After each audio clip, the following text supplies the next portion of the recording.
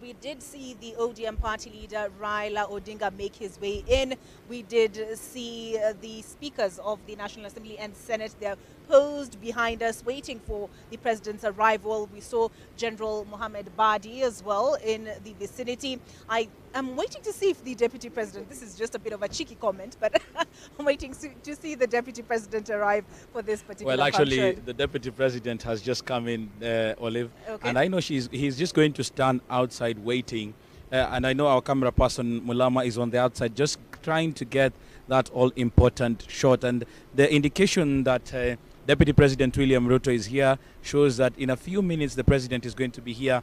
But also we have to recognize that Olive Barrows is in Parliament today. She's arrived and she's already stealing the show. The number of people who are just saying hi to her are so many. But back to the subject, you can see the formation behind us. We can probably move and Fidel is able to see. You will see that the National Assembly Speaker is the first person on the queue, and that is basically the first person who's going to be said hi to by President Uhuru Kenyatta and his deputy William Ruto the moment they come in. Then we move on to the Speaker of the Senate, Kenneth Lusaka. Kenneth Lusaka is the other leader of the other House of Parliament. Then we go, you know that in seniority, the National Assembly is always higher than the Senate in the Kenyan setup. Then you go to the leader of majority in the National Assembly, and that is Amos Kimunya. Then you go to the leader of majority in the Senate. Then you go to Deputy Speaker Margaret Kamar. Then you go to the leader of minority. I'm just saying those who are here already. The leader of minority, that is John Badi. Then there is Nairobi Governor, Madam Anne Kananu, as some are calling her the new kid on the block. Then you go to the leader of parliamentary liaison, that is Adan Keinan. Then there is the other leadership of parliament that are here trying to form a formation just to make sure that they welcome President Uhuru Kenyatta and his deputy William Ruto into this. Remember, Deputy President William Ruto does not sit in the chamber.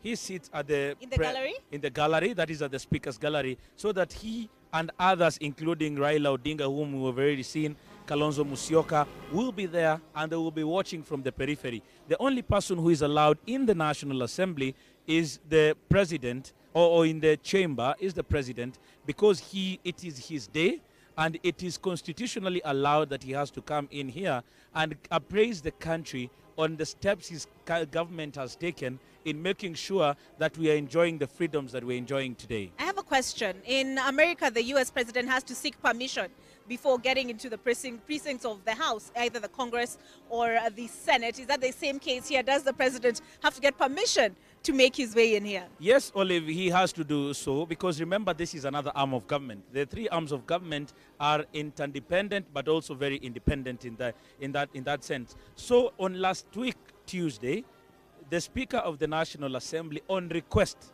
from the President, was able to communicate to the House that President Uhuru Kenyatta seeks to give the State of the Nation address. And then, after communicating that, the matter was approved, and that is why we are having him here today. The President cannot just come in, like, you remember in the other dispensation, that is before the 2013 election, the President was a member of Parliament. That meant that the President could come into Parliament at his will. But in this new dispensation, that one that we started in 2013, the President and his deputy are not members of Parliament. So they have to seek permission to come into the House to address any matter. The Deputy President has to sit in the gallery because he is not recognized by that virtue. All right. So this arrangement here is not haphazard. It's very deliberate, I beg your pardon. Yes, there are protocol officers who make sure that this thing goes as planned. Now you can see on your camera, as it's being shown by a camera person, Fidel, that is Deputy President William Ruto saying hi to Speaker Justin Muturi. They move on to Kenneth Lusaka, and this is actually also very deliberate. Instead of him standing outside and waiting for President Uhuru Kenyatta, he also has to come and pay homage to the leadership of Parliament that has already come out to receive him and the President. Then immediately he finishes paying homage, he will go out and wait for President Uhuru Kenyatta, who immediately, when he comes, will first of all will have the national anthem. then he'll inspect a guard of honor that has been mounted for him before he comes in. So we are looking at the possibility of this whole event starting probably after 3 o'clock, so that the president may take about 2 hours. The last time we were here, he took 2.5 hours standing, reading what is going to be. Most have said that this probably might be his last. Others are saying his second last. But he might also be telling us inside there what is in store for his government and what he basically has done. It's in other words, this is an opportunity for the president to tell the country what his government has been able to do. It's free publicity. All right. And I remember the last time we were speaking, I cut you off when you were addressing the construction that's been happening in and around Nairobi. Do you think the timing of this State of the Nation address is deliberate? It is deliberate. Remember, it is, in as much as it is called a State of the Nation address, it is political. Everybody has to put in what they have been able to do. Even when a guy comes to you trying to tell you, oh, Olive, I have seen you, I like you, they have to put in their credentials. And that is what President Uhuru Kenyatta will basically be doing today. He will be putting in his credentials and saying that this is what I have been able to do. I asked you whether you've been able to notice whether Nairobi is a construction site. The jam in Nairobi has intensified because of the development that is being able to see. However, it has been disputed by Deputy President William Ruto and some of his allies who have been of the opinion that whatever money has been put into it did not matter, and that money could have been put in other development projects. Remember, there is the Big Four that has also been said. In every rally that William Ruto goes to these days, he's able to say that he is going to pick up on the Big Four where President Uhuru Kenyatta left it. So he feels like there is a problem, and this problem needs to be taken care of at this particular time. So he believes that President Uhuru Kenyatta got lost somewhere when he shook hands with ODM leader Raila Odinga, and that is where everything development stopped. And actually, in the lead up to this State of the Nation address, he suffered a number of setbacks. Of course, there was the whole BBI issue. I know a lot of people are debating on whether this is his last or his second last. If it indeed is his last, then his legacy is on the line.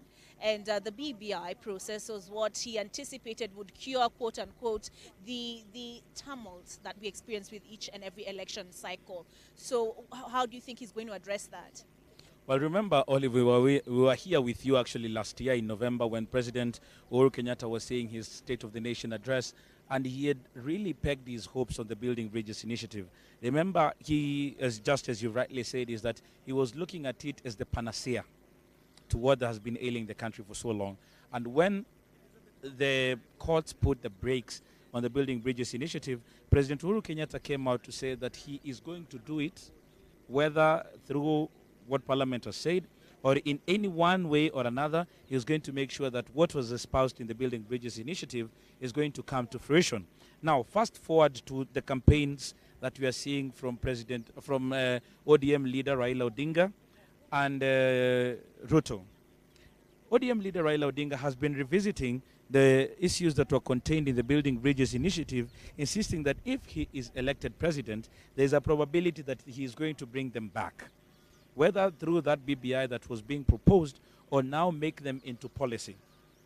And that is what he is looking into. For President Uhuru Kenyatta, he might not probably go in to speak about that particular matter now that it is water under the bridge, but he might also want to see how, or speak to how his administration in the last 8 months is going to unite the country. Remember, an election is coming, Olive, and Kenyan election